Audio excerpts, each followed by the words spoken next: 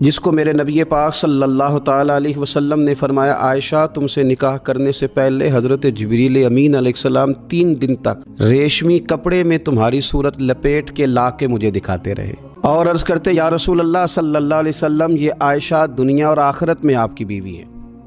نبی پاک سید عالم صلی اللہ تعالیٰ علیہ وسلم نے اس پاک باز خاتون سے فرمایا عائشہ یہ جبریل کھڑے ہیں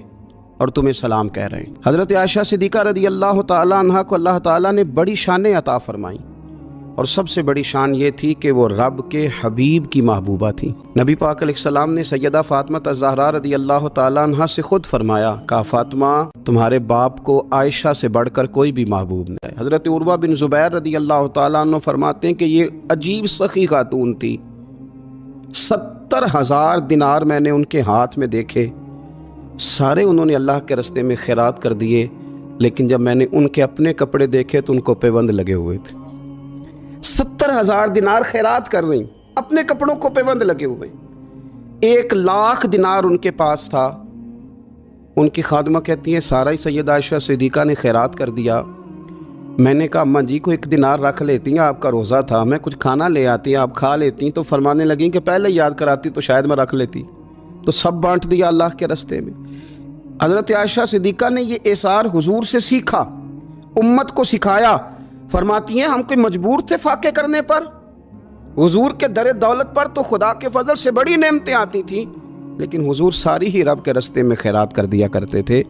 ان کے اندر پھر اتنا اثار کا جذبہ پیدا ہوا، اتنا انہوں نے ساری زندگی اتنی خیرات کی، اتنا اثار کیا کہ گنبد خضرا کا وہ حجرہ نور جس میں حضور علیہ السلام کا وہ نورانی مزار ہے جس پر 70,000 فرشتے صبح درود و سلام پڑھتے ہیں، 70,000 شام کو پڑھتے ہیں، وہ حضرت عائشہ صدیقہ کی ملکیت تھا۔ سیدہ عائشہ صدیقہ رضی اللہ تعالیٰ عنہ فرماتی ہیں اس میں حضور کی مقدس تدفین ہوئی، پھر میرے والد حضرت سیدنا ابو بکر صدیق کی تدفین ہوئی، پھر ایک قبر کی جگہ باقی تھی میں نے اپنے لیے رکھی ہوئی تھی۔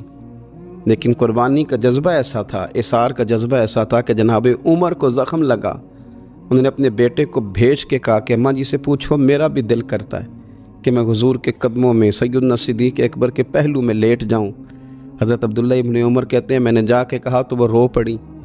کہنے لگی کوئی اپنی قبر کی جگہ کسی کو نہیں دیتا، اور عمر سے کہنا جاؤ میں نے تمہارے لیے اثار کیا۔ اتنا جذبہ قربانی کا ان کی طبیعت میں پیدا ہوا، اور پردے کا یہ حال تھا۔ امت کی بیٹیوں کو انہوں نے با پردہ اور باوقار رہنے کا یہ انداز بتایا کہ سیدہ عائشہ صدیقہ فرماتی ہیں حضور سید عالم علیہ السلام میرے حجرے میں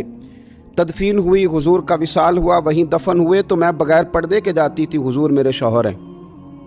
اور پھر جب وہاں جناب صدیق اکبر کی قبر مبارک بنی تو وہ میرے والد تھے، میں بغیر پردے کے جاتی تھی،